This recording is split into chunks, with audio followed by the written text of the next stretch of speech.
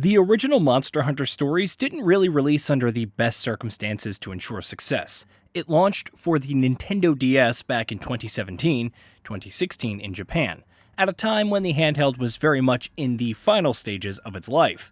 It also came out when Monster Hunter, though still a very successful franchise in its own right, especially in Japan, hadn't become the record-breaking global commercial juggernaut that Monster Hunter World would turn it into upon its release in 2018.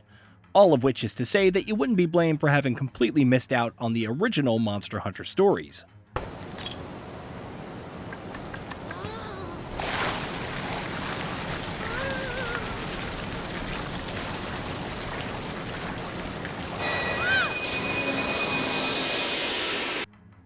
Worry not, however, because the developer is bringing the JRPG spin-off back. The company has remastered the game, giving it a bit of a technical glow-up, added some nifty features, and released it for almost all modern platforms. Sorry, Xbox, giving everyone the perfect opportunity to see just what it was that the game brought to the table with its Pokemon-inspired traditional turn-based JRPG offerings. For the most part, a lot of Monster Hunter Stories' charm has made it through in the remaster completely untouched, which, combined with some legitimately engaging core mechanics, make for a fun RPG adventure. At the same time, however, while playing the game, it's also at times painfully clear that what you're playing is ultimately a 3DS game from nearly a decade ago.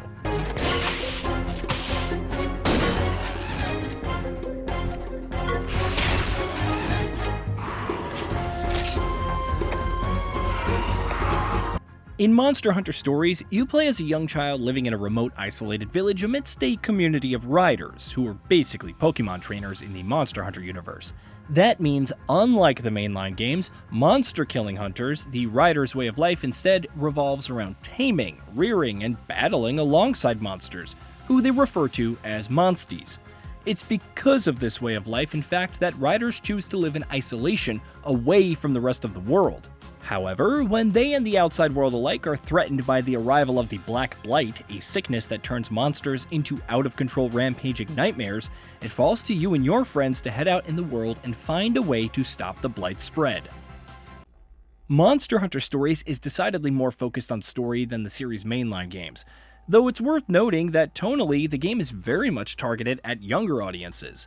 The story can be genuinely heartwarming and charming a surprising amount of times, and though the story that it tells is ultimately a pretty predictable and straightforward one, it's also one that deserves credit for how it effectively manages to keep hold of your attention. What helps, of course, is that the addition of voice acting in this remastered release, with the majority of the performances ranging from serviceable at worst to legitimately good at best. There are some characters that are a bit annoyingly written, like a village elder who, for whatever reason, only ever speaks in rhymes, but by and large, the remaster's voiceovers do a good job of bringing the game's characters and story to life. You messed up the ritual! Sorry, I didn't mean to. I was just walking by and exactly then saw this exceptional ape. So what you're saying is, you were hungry. Visually, however, Monster Hunter Stories isn't much of a looker. It should go without saying that you shouldn't be going in with enormously high expectations. At any rate, this was originally a 3DS game after all. But even so, the game undoubtedly shows its age in how flat and muddy it can look at times. Personally, I'm not much a fan of the whole chibi aesthetic either. I much prefer the look and art style of Monster Hunter Stories 2, which means, visually speaking, I can't say I'm a fan of how the game is aged, even with the touched-up graphics in this enhanced release. On a gameplay front, the game does similarly show its age, though admittedly it's still quite a bit of fun at its core thanks to some legitimately well thought out and enjoyable mechanics and systems, especially if you're a fan of traditional JRPGs. The star of the show is the combat, which carves out a very distinct identity for itself in the turn-based space. At its core is a rock-paper-scissors system. Anytime you and an enemy target each other, both of you will attack each other with either a power, speed, or technical attack, with power being stronger against technical, technical against speed, and speed against power, with those matchups deciding the winner of each head-to-head. That simple system forms the heart and soul of the game's battle system, with other wrinkles thrown on top in the form of double attacks, different weapon types, kinship attacks between you and your Monstie companions, and what have you. A combat system can make or break a JRPG, and Monster Hunter Stories, thankfully, has a solid one. It's a shame that the developer didn't take the opportunity to add some of Monster Hunter Story 2's improvements into the remaster, like being able to break specific monster parts for instance, but even in its original form, it works quite well. Monster Hunter Stories has you battling a lot of enemies, and though it never really gets challenging in a way that may stand out in memory, the battle system is fun enough to hold your attention, for the most part. As you grow more powerful, unlock new skills, expand and improve your roster of monsties, and add more and better weapons to your arsenal, the combat only ever gets better. It also helps, of course, that as you progress further, you also start taking on larger and more formidable foes, including many that Monster Hunter fans will lovingly lock horns with in a turn-based game. Outside of combat, Monster Hunter Stories is pretty standard JRPG fare. There are large open-ended hub maps to ride around in, randomly generated monster dens to explore, subquests to track down, and more, though none of it ever really stands out.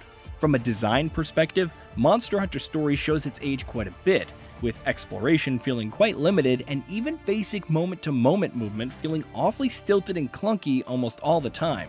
On top of that, side activities can often be horribly dull. Some are certainly fun enough in their own right, but most are painfully rote and unambitious. Even monster dens can quickly get repetitive. Though the thrill of finding a rare egg never quite goes away. It's hard not to be let down by how simplistic and boring most of the dens are in design though. Monster Hunter Stories can't quite hide its age, which of course is also down to the fact that as a remaster, this isn't a particularly significant one.